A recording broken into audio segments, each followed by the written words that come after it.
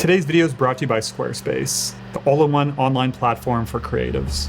Hey everyone, so in this video today, I'm going to share a little bit of my editing process and talk about some simple techniques and also approaches that can make a big impact on how your images look.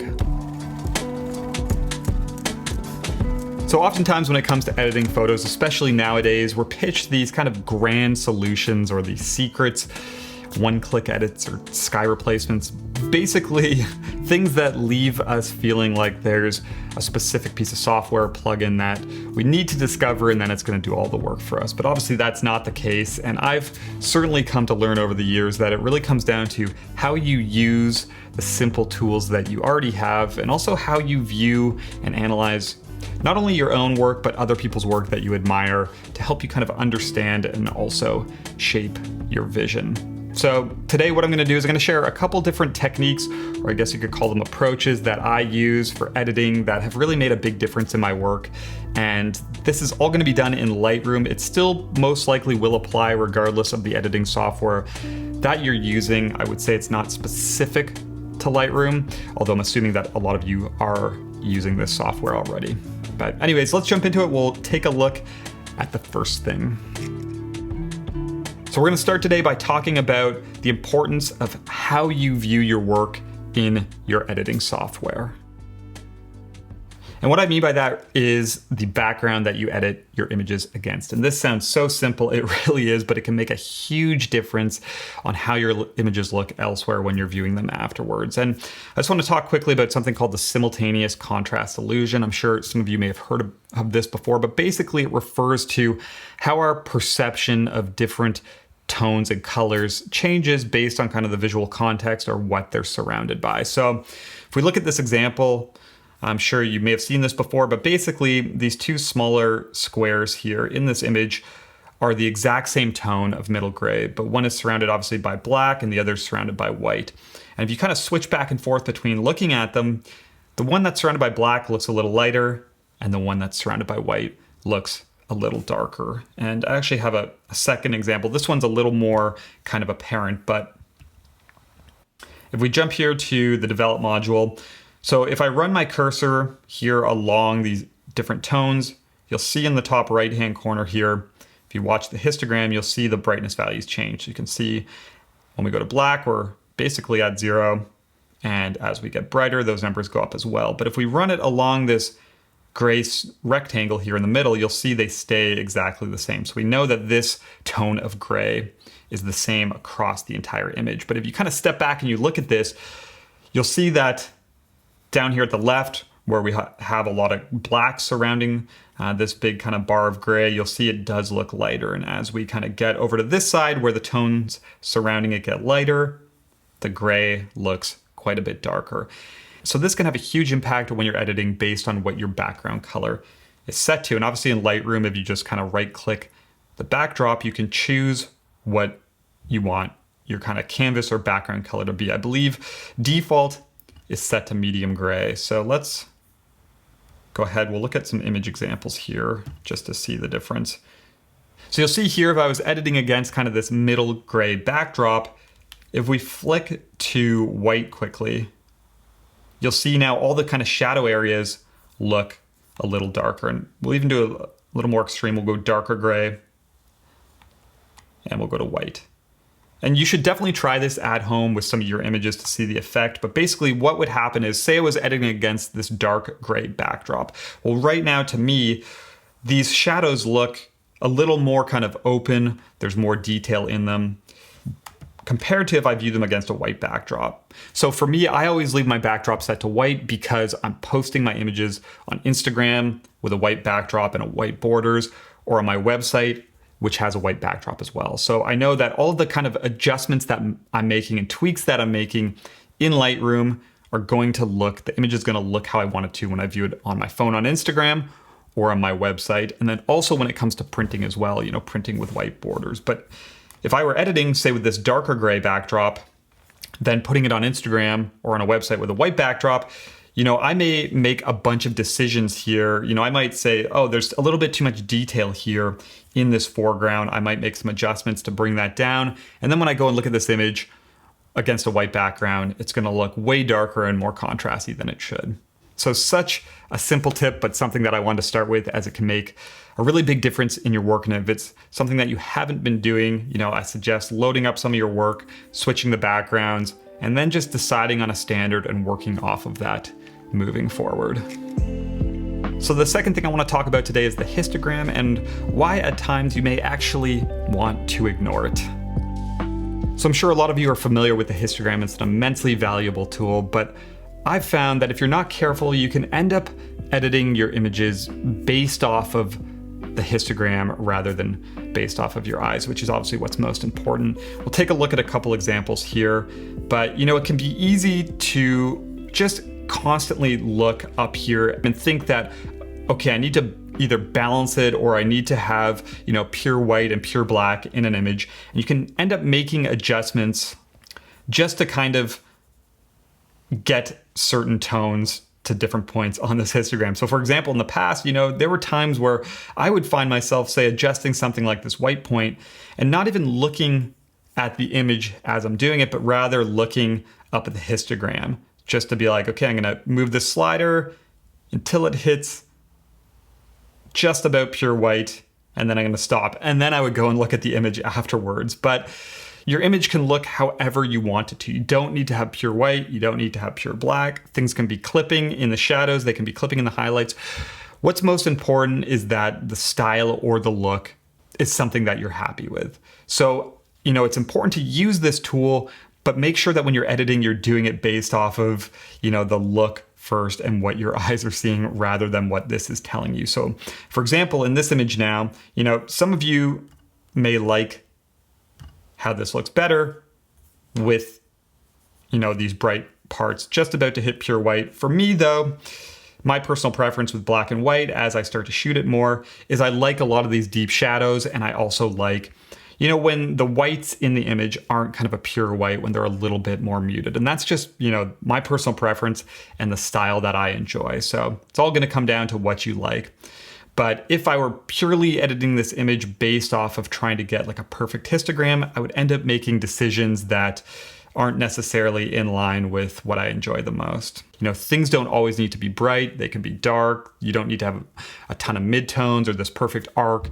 This is really just a tool to give you information. What's most important is that you're making creative decisions based off of how you want your images to look.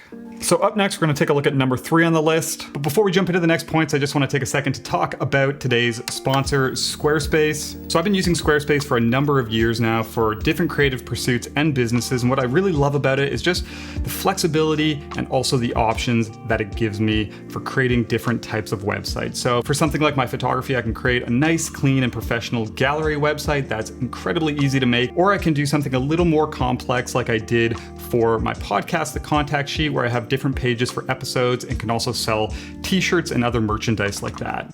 Check out squarespace.com for your free trial today, and when you're ready to launch your website or buy a domain, you can use the code squarespace.com/Kyle McDougall to save 10% off your first purchase. Let's jump back into it. The third thing that I want to talk about is Lightroom's reference view, and this is a tool that I find myself using constantly, and it's definitely helped improve my consistency and my vision. Okay, so this is another one of those simple tools that's built into Lightroom, and it's probably one of the ones that I end up using the most, and that has made a big difference just in terms of helping me not only like pair images and sequence images, but also just discover and develop my style across a body of work, and also bring some consistency into look and stuff like that. And I'll show you a number of different examples how I use this. And so I have a number of images loaded up here from my portfolio in American Mile, working on putting this together in a book right now. But even when I was trying to sequence things for my website, or just start to bring some consistency to the look of these images, something like Lightroom's reference view played a big role in helping me achieve that. So if you've never used reference view, it's obviously super straightforward. Basically, you just drag whatever reference image you want up into the left here, and then you can kind of scroll along your other images and see how they look side by side. So the first thing that this is really useful for is finding pairings. So if you're putting something together like, say, a book or a zine, this can help you both discover and also confirm kind of image pairing ideas that you have. So for example, if I were to play around with some of these, there are some images that kind of stood out to me as having potential to work as pairs, but then I can look at them in this reference view and it can really kind of confirm things and make me feel pretty confident about it. So for example, I have this image here of this pickup truck outside of this motel. And when I was looking through my collection of kind of selects for this, I was always thinking, okay, maybe this image here could work. We have these very similar shades of blue, the truck and then the walls. And I like the fact that obviously this is outside of a motel and then jumping into this motel room here. It's kind of like outside, inside. We have this color theme between the two images, but it helps so much to be able to see these images side by side here. And this is obviously would be very similar to if you were, sequencing a book and you printed out a bunch of smaller prints to lay on your desk and play with pairs and stuff like this. So I love using this reference view for a number of different reasons, but one of them is just confirming pairs or even discovering different pairs. So say we try something like this, this old abandoned house. One of the ideas I had was to potentially pair it with an image like this. Again, another kind of exterior, interior. You can see that for me, I really enjoy how the two of these look. But then say you wanted to work with this as a pair, what you can do is you can open up your develop slider here, and any adjustments you make now are going to affect, obviously, the active image that you have selected. So let's say I was working with this pairing, this image on the left, my reference one I was happy with how it looked, and I knew now I wanted to pair it with this image. Well, now I can put them side by side and I can really just, fine tune this image on the right to make sure that the colors and the overall look is going to kind of complement and match the image on the left as best as possible. This is also let's jump out to library view here, a really useful way to just play around with some work that you might be just starting out with, to look for themes and just maybe start to discover different ideas and things that exist in work that you're making right now. So here's a few different black and white images from whales that I've been working on. If we go back to the develop module here, into the reference view, maybe let's just find one of these images that I'm quite happy with. Actually, we'll do this one that we were looking at earlier of these old lamppost, but now I can kind of just, knowing that I like this image and I like the look of it, now I can kind of just flip through some of these other images I've created. And again, this is going to quickly give me a feel for like, okay, am I onto something here? Is there this consistent look that's kind of revealing itself in these images? Are there any images that are sparking other ideas? So for example, this portrait I made of this farmer, I love this almost like reverse contrast compared to this image on the left or a lot of these other ones. I love how this image on the left is like a lot of dark tones with a little bit of highlights. And, in contrast, this image is a lot of light tones with a little bit of dark tones. So in the future now, seeing this kind of pair, it giving me this, realization, I may look for more situations like this when I'm out shooting for these images where I can kind of create something that is quite different than, the dominant theme in this portfolio so far. So the fourth thing that I want to talk about, just sticking with this pairing and sequencing idea, is using the collection tool and the library view to organize and sequence a larger body of work. So for me, when I'm working on a specific project, even if I'm just in the beginning stages of that, as it starts to grow a little bit, what I'll do is I'll use Lightroom's collections and then also just the library view to start getting a feel for how the project's coming together, how the images are working together and stuff like that. So usually I'll make a collection. Obviously this is just one that I'm working off of for my YouTube stuff. But, if we jumped into this folder that I made, I go back out to the library view. Let's just ignore, we'll actually ditch these ones out of it. Okay, so now we have a collection of images. Again, this is for my project in American Mile. This would obviously be a lot bigger, but as I start to create and work on this project, I would have a selects folder. And that's where I would put all of my like images that I enjoy the most, ones that I feel like have potential. And then I'll just use the library view and kind of zoom in and out to start just seeing these as a collection. Again, like I mentioned in that last part, getting away from this like singular view. And this is a great way just to give you a feel for, again, consistency, but also things like repetitiveness and potential, contrasts or pairs, things like that. And when you have these images in a collection, you're free to kind of move them around.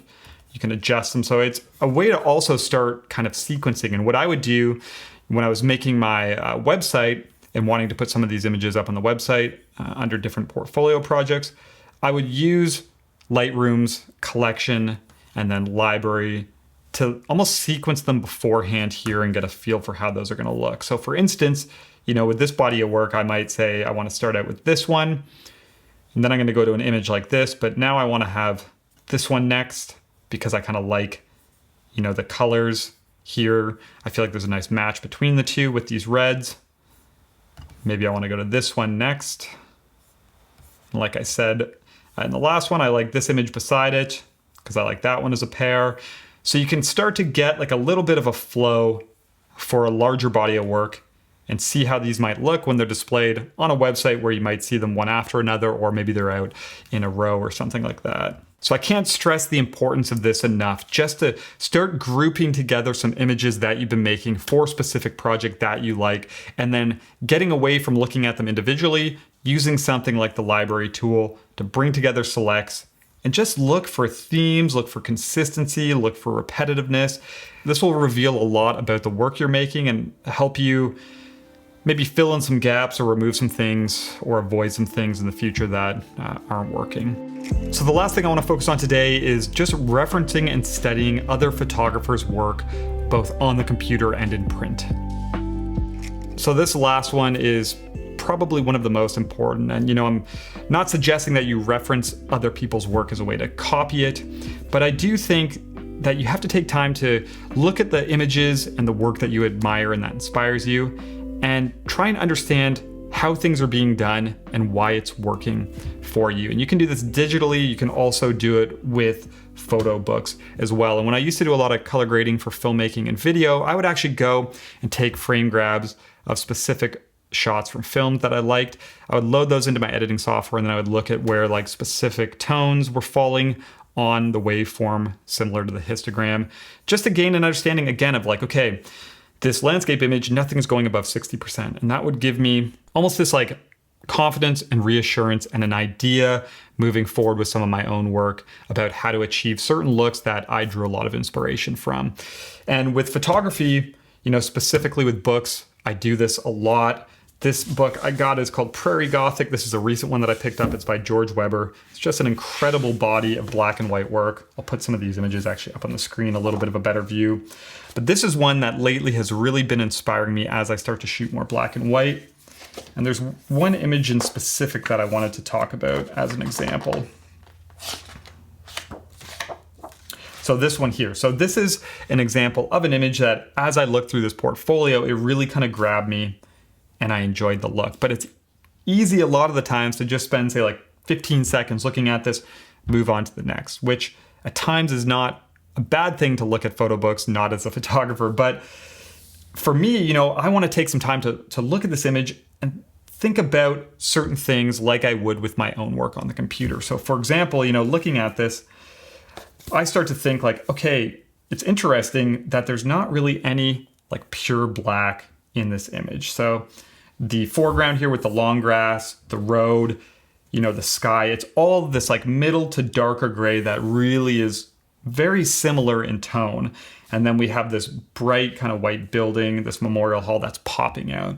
But it's, there's no pure black and there's almost even no kind of pure white. So the dominant area in this image is this very similar tone throughout the sky, the foreground and everything. And then we have this kind of pop of white with this building.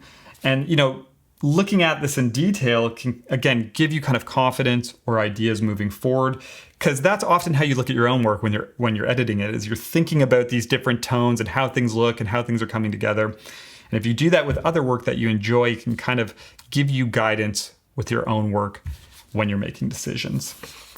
So just love this book. And then also with stuff like this, what I do is I'll use something like Notes or Evernote to build up these like visual collections that I can reference, almost again as guidance. So I would, for example, take like a snapshot of this image and put it in a collection as I'm working on this black and white work in Wales. And I would do that with other images as well, just themes and styles that I like, almost to have this like inspiration and direction I can draw from as I move forward. And as much as I always talk about intuition and how important that is for a lot of us to kind of follow our intuition and make decisions based on what feels right, I also think it's important not to just work in this kind of vacuum where you're working individually and you're just moving forward with things. I think you always got to kind of reference back to things you enjoy as reminders of potential ideas for your own work moving forward. So those are 5 things that I think can have a really big impact on your work. Obviously, a little bit different than what you would expect in a normal editing video, but as much as it's important to kind of understand how to use these programs and these tools and sliders and adjustments, those are only going to help kind of get you to your destination, but you really have to understand where you want to go in the first place. So I think just being thoughtful and inquisitive and taking the time to use something like Lightroom and these simple tools in it to look at your work as a whole, look at pairs, analyze other people's work, understand how that applies from a technical standpoint and the decisions they're making. All of these things are going to help you shape a consistent and also impactful body of images moving forward. So anyways, just want to say thank you all. Hope you enjoyed this one, and I'll talk to you soon.